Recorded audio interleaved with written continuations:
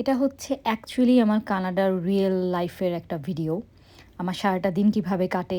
ঘুম থেকে উঠেই ভাবি প্রতিদিন কাজে যাইতে ইচ্ছা করে না। কিন্তু চাই আর না চাই কাজে আমাদের যেতেই হবে। প্রত্যেকটা প্রবাসীর একই ধরাবাঁধা নিয়ম। মরি বাঁচি কাজে আমাকে যাইতেই হবে। যাই হোক তার নাকে মুখে উঠে ঘুমাইতে একটু ফ্রেশ হয়ে নিলাম। দাঁত ব্রাশ করে নিলাম। আজকে বাইরে ভালোই ঠান্ডা, তাই একটা হুডি আর জিন্স পরবো। হুডির উপরে আমি আবার আরেকটাও জ্যাকেট পরবো। তারপরে রেডিমেডি হয়ে তাড়াতাড়ি করে আমার কিচেনে গেলাম। কিচেনে গিয়ে গতকালকের একটা খাবার ছিল, আমি আনছিলাম। একটা মানে খাইছিলাম, ওইটার কিছুটা ছিল। সো ওই অর্ধেক নিয়ে আসছিলাম, যতটা এক্সট্রা ছিল ওইটাই আমি আজকে এখন কাজে নিয়ে যাচ্ছি। এটার মধ্যে পাস্তা আর আপেল হিসাবে আমি নাস্তা হিসাবে নিচ্ছি, কারণ আমার বাসায় নাস্তা নাই। যাই হোক, এই তো নাকি মুখে খুব তাড়াহুড়া করতেছিলাম, কারণ আমার দেরি হয়ে যাচ্ছিল। তারপরে বের হয়ে গেলাম। বাইরে অ্যাকচুয়ালি ওয়েদার ঠান্ডা প্রচণ্ড, কিন্তু অনেক রোদ এই যে দেখাই যাচ্ছে। আমি প্রতিদিন হাঁটতে ভাবি, আমি কি সত্যি এই জীবনটা চাই? এই কানাডার বিদেশের এই জীবনটাকে আমি সত্যিই চাই, নাকি আমি জাস্ট বেঁচে থাকার জন্য এখানে আসি বলে আমি করতে হচ্ছে তাই করি। কাজে পৌঁছায় গেলাম, কাজ করলাম।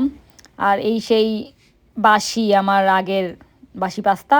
তারপরে আমার বেস্ট ফ্রেন্ড গেছিলো আমাকে আনতে, যদিও আমার কাজের জায়গা থেকে আমার বাসা 2 মিনিট, বাট তারপর আমাদের 2 মিনিটের ড্রাইভ। তারপরে বাসায় চলে আসার পরে দেখলাম ওয়েদার খুবই ভালো। পরে ওয়েদার খুব ভালো দেখার পরে মন চাইলো কি যে আমরা একটু বাংলা জায়গায় একটু যাই, কিছু একটা খেয়ে আসি। খুব ভালো খাইতে ইচ্ছা করতেছিল, কারণ আমাদের ঘরে রান্না ছিল না। তারপরে জাস্ট কোনোভাবে আমরা ড্রেস পাল্টাইছি, আমি আর আমার বেস্ট ফ্রেন্ড সেম ড্রেস পরছি। নাকে মুখে তাড়াতাড়ি করে রেডি হয়ে এই যে আমাদেরকে কত সুন্দর দেখাচ্ছে, দেখেন কত সুন্দর কিউট। তারপরে নাকে মুখে তাড়াতাড়ি করে তারপর একটু বডিতে একটু সুগন্ধি মেরে দিলাম, সুগন্ধি। এরপরে এই যে আমরা দুইজন বের হয়ে গেলাম। এই যে আমাদের দুজন জ্যাকেট, যত ফ্যাশনই করি জ্যাকেট মাস্ট। লিটারেলি এই বাসটা আমি দৌড়াইতে ধরছি, এই কারণে আমার ক্যামেরা কাঁপতেছে। আমি দৌড়াইতে বাসটায় উঠছি। যাই হোক, ওঠার পরে যে কী শান্তিটা লাগছে যখন আমি দেখছি বাসটা ফাঁকা, বাসে কেউ নাই আমি ছাড়া। যেটা ইচ্ছা সেটা, আমার পছন্দ মতো সিট। এটা হচ্ছে বাসের সবচেয়ে ভালো জিনিস, যখন আপনি ফাঁকা বাস পাবেন। পুরো বাসটা আজকে জেনারেলি অনেক ফাঁকা ছিল।